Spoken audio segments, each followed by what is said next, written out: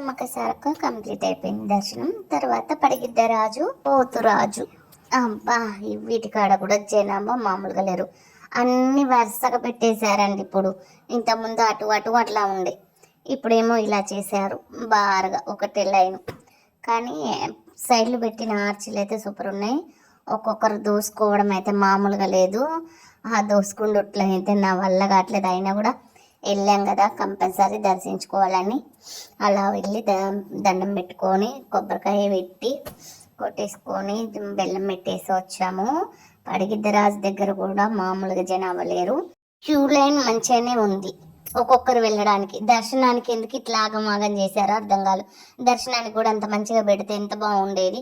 ఎవరికి వాళ్ళు వెళ్ళి ఎవరి జంట వాళ్ళు వెళ్ళి దర్శనం చేసుకోవడానికి కుదిరేది. నేనైతే మా సార్ చేసుకొని దిగి వెళ్ళిపోయినాక నేను చేసుకొని మెల్లగా వచ్చేసా.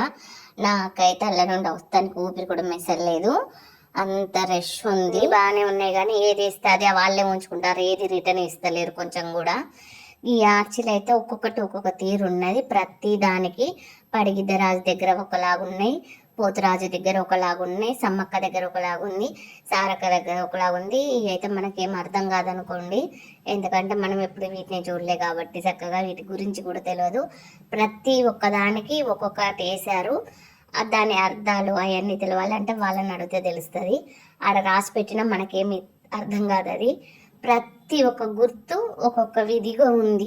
అసలు ఈ గుర్తుల గురించి తెలుసుకోవాలంటే ఒక్కొక్కటి ఒక్కొక్క తీరుగున్నది.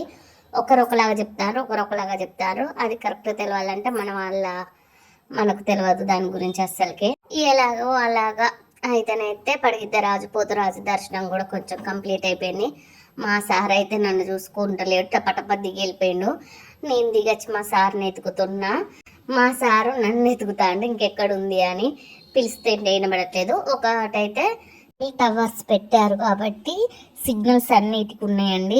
అట్లా మనం ఇట్లా ఫోన్ చేయగానే అట్లా దొరుకుతారు ఇప్పుడు మనిషి. అప్పుడైతే సెల్కు సిగ్నల్స్ ఉండకపోయేది కాబట్టి కొంచెం కష్టం అనిపించేది. బయటికి రాగానే కొంచెం ప్రశాంతంగా ఉంది. ఒక కొద్ది దూరం దాకా ఎవరి షాపులు లేవు కాబట్టి అవన్నీ దగ్గర దగ్గర ఉంటే ఇంకా ఇబ్బంది అనిపించేది. గుడి వెనుక ఇంకా పనులు జరుగుతున్నాయి. ఇక్కడ చూస్తేనేమో చిన్న పిల్లగాళ్ళకి ఇట్లా కలర్లు వేసి కూర్చుండబెట్టిండ్రు. ఎందుకు మన గుళ్ళల్లో ఫస్ట్ ఆఫ్ ఆల్ ఇలాంటి వాళ్ళని తీసేయాలి. వాళ్ళు చిన్న పిల్లగాళ్ళు, చిన్నోళ్ళు అయితేంది పెద్దోళ్ళు అయితేంది అందరూ మేడారంలైనా ఏ ప్రతి టెంపుల్లైనా అలా కూర్చుంటున్నారు. అలా కాకుండా వాళ్ళకి ఏదన్నా చిరుగు ఇట్లా వ్యాపారం పెట్టించి కూర్చుండబెడితే చాలా మంచిది కదా, అందరికి యూజ్ అవుతుంది. అలాంటివి చేస్తే కానీ మన గుళ్ళు బాగుపడవు. భారతదేశాన్ని సగం ఖరాబ్ చేసేది ఇలాంటివే. ఏమో నేనైతే ఇక ప్రసాదంగా ఇది తీసుకున్నాను, ఇప్ప పువ్వు లడ్డు.